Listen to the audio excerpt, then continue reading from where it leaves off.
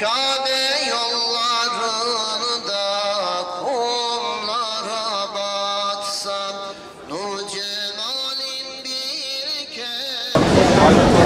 فَمَنِ افْتَرَى عَلَى اللّٰهِ الْكَذِبَ مِنْ بَعْدِ ذَلِكَ فَأُولَٰئِكَ هُمُ الظَّالِمُونَ. فَإِنَّ اللّٰهَ غَنِيٌّ عَنِ الْعَالَمِينَ. Muhabbetle dönmeyi nasip eylesin. Allah'ın muradınızı ihsan eylesin. Sıhhatle, afiyetle sevdiklerinizi dönüşte bulmayı da nasip eylesin diyoruz. Bu sene 3350 hacımız Bursa'dan hacca yolcu ediyoruz. 1850'si Diyanet, 1480'i de diğer şirketlerle olmak üzere bu kadar sayıda bir hacımızı yolcu ediyoruz. Bursa'ya vekaleten gidiyorsunuz inşallah. Kabe'ye, bizim yerimize de ellerinizi yüzlerinizi sürün. Resulullah sallallahu aleyhi ve selleme bizden de selam götürün inşallah. Allah-u Teala feyizle, muhabbetle doldursun yüreklerinizi. Kendinize dikkat edin. Yolculuk belki biraz buradan Yenişehir'e, Yenişehir'den de inşallah saat 5'te bildiğim kadarıyla uçuşunuz olacak. Zaten insan sevdiğine uçarak gider.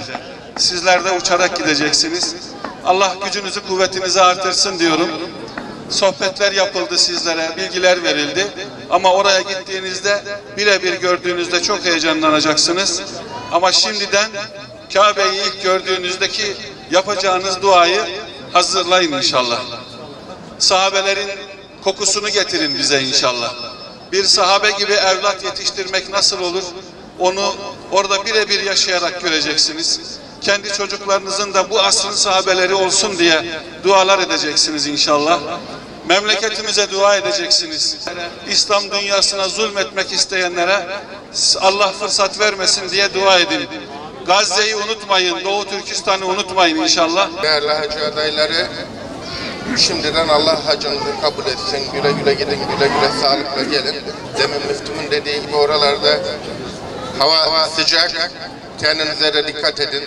Bizim Türk hacı adaylarımız biraz heyecanlı oluyorlar. Kendi sağlıklarını ihmal ediyorlar. Şimdiden Allah hacınızı kabul etsin. Gitmek isteyen herkese de nasip etsin. Bursa'yı unutmayın, Türkiye'yi unutmayın. Dualarınızı eksik etmeyin. Aklınıza gelirsek bize de dua edin. Efendimiz'e selam götürün. Yolunuz açık olsun, uğurlar olsun. Türlü kazalardan, belalardan, hastalıklardan, her türlü sıkıntıdan onları muhafaza eyle ya Rabbi. Önderlik yapacak, önderlik yapacak, onlara hizmet edecek olan din görevlisi hocalarımızın da sıhhat ve afiyetini artır. Onların da irfanlarını, ilimlerini artır.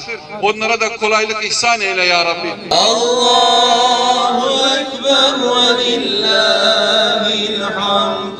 Allahu Ekber, Allahu Ekber, La ilahe illallah.